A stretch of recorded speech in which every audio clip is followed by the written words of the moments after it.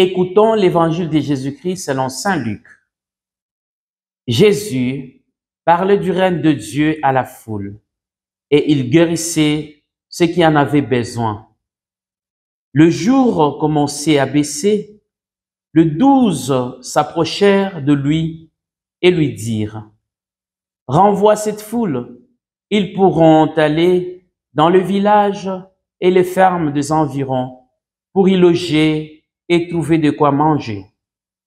Ici, nous sommes dans un endroit désert. » Mais il leur dit: « Donnez-leur vous-même à manger. » Ils répondirent: « Nous n'avons pas plus de 5 pains et 2 poissons, à moins d'aller nous-mêmes acheter de la nourriture pour tout ce monde. » Il y avait bien 5000 hommes.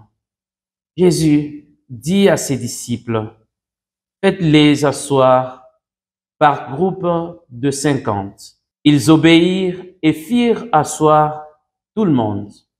Jésus prit le 5 pains et le 2 poissons, et levant les yeux au ciel, il le bénit, les rompit et les donna à ses disciples pour qu'ils les distribuent à tout le monde.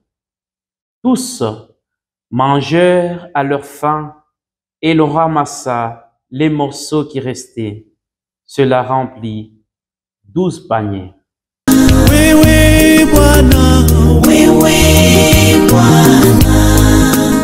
unayo maneno ya uzima wa milele.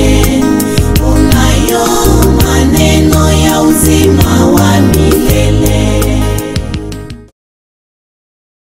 Frères et sœurs, nous célébrons aujourd'hui le dimanche du Saint-Sacrement, du corps et du sang du Christ.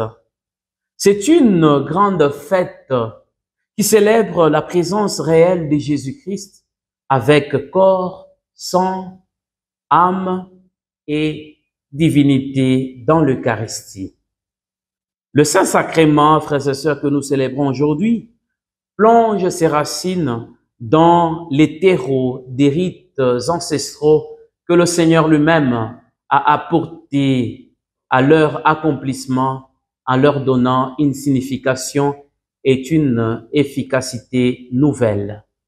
La nuit même où il fut livré, avant d'entrer dans les sanctuaires de cieux, Jésus a fait du rite traditionnel de l'offrande du pain et du vin le signe, le sacrement de son corps livré et de son sang versé pour la nouvelle alliance. Frères et sœurs, le pain représente pour nous la providence de Dieu, la vie éternelle et notre relation avec Jésus-Christ qui est le pain de vie. Le vin, qui est considéré comme un symbole de joie et de prospérité, est un élément transformateur de croyants. Comme premier signe, le Seigneur fit un vin réjouissant pour les convives de la fête de Cana, afin de manifester que son sang réjouirait toutes les nations. Bref, le pain et le vin révèlent la signification de son corps et de son sang comme don gratuit pour l'humanité et pour la nouvelle alliance. Dans la deuxième lecture, saint Paul centre sa réflexion sur l'institution de l'Eucharistie, qui est le vrai pain des enfants de Dieu, le pain de l'homme en route, le pain des anges. Ainsi donc, chaque fois que nous mangeons ce pain et que nous buvons cette coupe de vin, nous proclamons la mort du Seigneur jusqu'à ce qu'il vienne. Frères et sœurs, le Seigneur a donné de son corps et de son sang en signe d'une vie partagée. Et donc, nous sommes appelés à faire de même pour les autres, pour nos semblables et pour nos amis. Donnez-leur vous-même à manger. Dans l'Évangile, les disciples préoccupés par le manque de nourriture pour la grande foule suggère à Jésus de renvoyer cette foule pour qu'elle puisse chercher des provisions, la nourriture dans les villages voisins. Mais Jésus montre sa compassion et son attention aux besoins de gens, aux besoins de pauvres qui le suivaient en multipliant le 5 pains et le 2 poissons. Frères et sœurs, en signe de vie, nous devons être compatissants, patients et tendres envers les autres.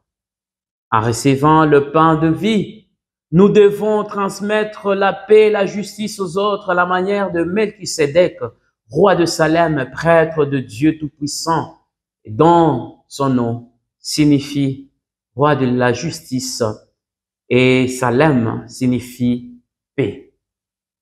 Ce prêtre par excellence reconnaît la souveraineté de Dieu sur la création et la victoire d'Abraham.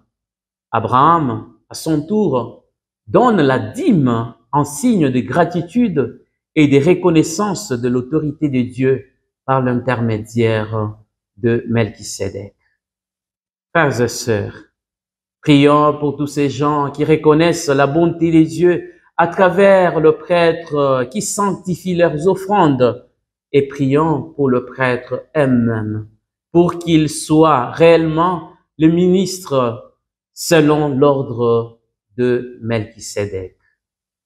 Restez toujours fidèles à sa parole et bon dimanche du Saint-Sacrement à tous.